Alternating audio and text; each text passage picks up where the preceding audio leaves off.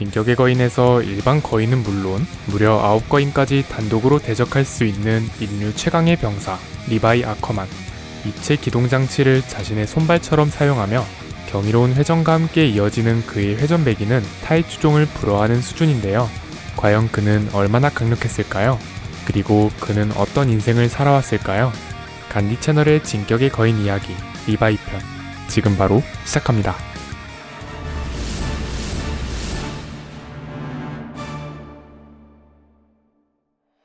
나이 30대 후반 추정.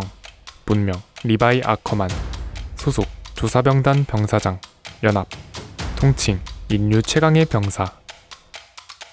리바이는 160cm에 불과한 작은 키에 수수하면서도 곱상한 외모를 가져 앳되어 보이지만 앞서 말씀드렸듯 완결 기준 무려 30대 후반입니다. 머리는 살짝 오른쪽 이마 가르마를 타고 옆은 투블럭, 나머진 직모로 내려오는 헤어스타일이며 옆으로 째진 날카로운 눈매와 삼배간 때문에 다소 차가운 인상을 지녔습니다. 하지만 의외로 신경질적이고 입도 거친 데다 부하들이 장난칠 정도의 친근함과 동료애도 투철합니다. 리바이는 평소 청결을 병적으로 강조하는데 본부의 청소 상태를 점검할 땐 책상 밑에 먼지까지 샅샅이 체크할 정도로 꽤 중증의 결벽증을 갖고 있습니다. 리바이는 부상을 치료받을 때 탄탄한 마른 근육질 체형을 보여줬지만 160cm에 65kg의 체급으론 설명하기 어려운 압도적인 전투력과 움직임을 보여줬습니다. 이 불가사의한 육체 능력에 대한 진실은 일종의 강화 인간 혈통 아커만 일족으로 해소되었고, 아커만이라는 같은 성을 가진 미카사와는 6촌 이상의 먼 친척 정도라고 합니다. 둘 다 인간이라는 종족의 체급을 초월하는 엄청난 무력을 가졌다는 특징을 공유하는데, 이 아커만 혈족에 대한 자세한 사항은 영상 후반에 자세히 설명하도록 하겠습니다.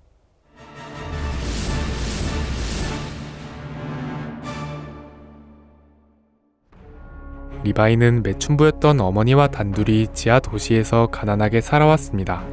하지만 머지않아 지병으로 어머니를 여의었고, 리바이는 어머니의 시신 옆에 웅크려 앉은 채 아사하기 직전에 케니에게 발견되어 거두어집니다.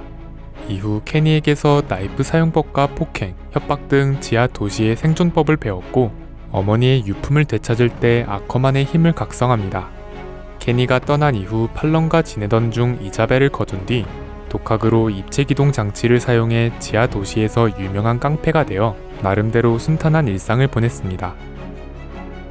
그렇게 평소 같은 일상을 보내던 리바이는 어느 날 헌병단이 아닌 조사병단에게 쫓기게 됩니다. 상대는 엘빈과 니케 등 상대적으로 숙련된 실력자들이었기에 독학만으로 입체기동 장치를 익혔던 셋은 결국 체포되어 이대로 헌병단에 넘어가 원벌을 받을지 아니면 조사병단에 입단할지 선택지를 받습니다. 리바이는 어쩔 수 없이 조사병단에 입단했는데, 실상은 조사병단 해체를 주장하던 로보프라는 고위 인물에게 의뢰를 받은 것이었고, 상세 내용은 지상 거주권 보장을 대가로 엘빈이 보유했던 서류의 처분과 살해였습니다. 어찌됐건 조사병단에 입단하게 된 이들은 조사병단의 벽외 조사에 참가하게 됩니다. 이때 폭우로 인한 시야 확보에 어려움을 살려 엘빈 암살 임무 시행을 결심했는지 리바이가 단독으로 엘빈에게 향했을 때, 리바이는 엘빈에게 향하던 길에서 기행종에게 당한 조사병단과 발자국 방향을 보고 급히 팔런과 이자벨이 있는 장소로 돌아갑니다.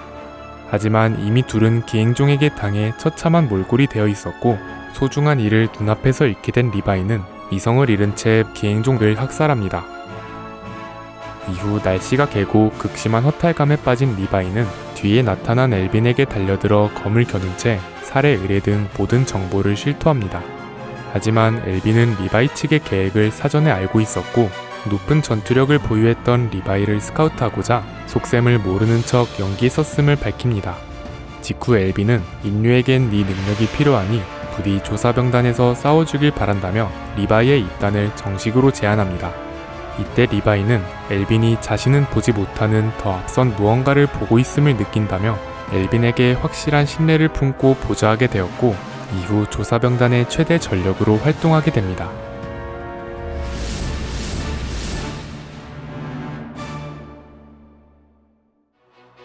리바이는 아커만 일족의 혈통이며 이 혈통이 리바이가 인류 최강의 병사가 될 수 있는 가장 중요한 근간이 되어주고 있습니다. 리바이의 강력함을 그저 혈통빨로만 치부할 순 없지만 리바이가 본인의 체급을 넘어 인간을 초월한 힘을 낼 수 있던 건 아커만 일족의 특수 능력 덕임은 부정할 수 없습니다. 아커만 일족은 지크에 의하면 거인 과학의 부산물이며 프리츠 왕가에서 만든 강화인간 혈족이라고 합니다. 이들은 프리츠 왕가의 중추 세력이자 무력을 상징하는 무신 가문이 되었습니다. 아커만 일족은 일생에 영향을 줄 정도의 이변을 통해 모종의 자극이 되는 충격을 받게 되면 자신에게 잠재되어 있던 힘이 깨어나게 되는데 이를 각성이라고 정의하고 있습니다. 작중엔 리바이 외에도 케니, 미카사 등 다른 아커만 일족들이 등장했고 이들 모두 정도의 차이는 있지만 인간을 초월한 육체 능력이라는 공통점을 지녀 모두 규격 외의 강자로 활약했습니다. 아커만 일족은 인간을 초월한 육체 능력 외에도 시조의 능력이 통하지 않으며 거인화도 불가능하다는 특징을 보유하고 있습니다. 작중에선 이 혈통의 특성 덕에 천지전에서 대지의 악마가 뿌렸던 거인화 가스에 아커만 일족인 미카사와 리바이는 면역이었고 이들 외의 면역자는 9거인 계승자 뿐이었습니다. 하지만 이런 아커만 일족의 특수성 때문에 카에프리츠 국왕이 독단으로 국민들을 섬에 유폐시켜 벽을 세우고 세상과 완전히 단절시키고자 했을 때부터 왕가의 중추였던 아커만 일족은 쇠퇴하게 됩니다. 당시 국왕은 백성들의 기억을 조작해 섬에 나오지 못하게끔 격리하려 했는데 아커만 일족에겐 해당 능력이 통하지 않아 자신의 뜻을 거스를 가능성이 있었습니다. 그래서 이때부터 아커만 일족은 본격적인 탄압과 박해를 받게 되어 급속도로 쇠퇴합니다.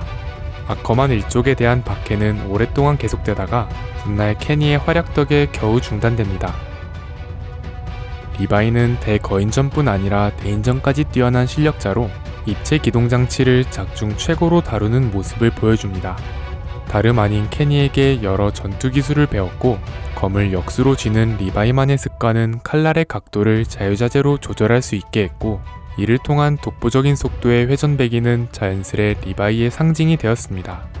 작중에선 조를 구성해 거인을 유도하고 뒤에서 기습을 가해 목덜미를 베어내는 게 거인을 상대하는 통상적인 방법이나 리바이는 거인과 비교해도 꿀리지 않는 신체 능력과 적재적소의 입체 기동장치 활용을 통해 무려 9거인을 상대로도 단독으로 임하는 위험을 보였습니다. 작중에선 특히 짐승거인을 가장 많이 도륙냈는데 거인 수십 채를 학살하며 짐승거인마저 가볍게 난도질했던 리바이는 지크에게 2번 다시 만나고 싶지 않은 공포이자 괴물이라는 트라우마로 각인되었습니다. 이 외에도 리바이는 뛰어난 상황 판단력과 날카로운 통찰력을 보유하고 있습니다. 작중에서 돋보였던 장면을 몇 가지 뽑자면 여성형 거인을 상대했을 때 체력을 전부 소진한 여성형 거인을 처리할 수도 있었으나 당초 목적대로 앨런을 회수하는 판단을 취했고 즉시 자리를 이탈해 상황을 정리했습니다. 지크가 이판사판으로 자폭을 시도했을 때 찰나의 순간에 검으로 최대한 신체를 가려 폭발 피해를 최소화하는 최선의 판단을 하기도 했습니다. 이후 전투력이 다소 감퇴한 시점에도 상황 판단력은 전혀 녹슬지 않았는지 천지전에서 대지의 악마가 뿌린 가스를 간파하고 즉시 미카사와 피클을 새 거인에 태워 지체 없이 앨런을 저지하러 향했습니다.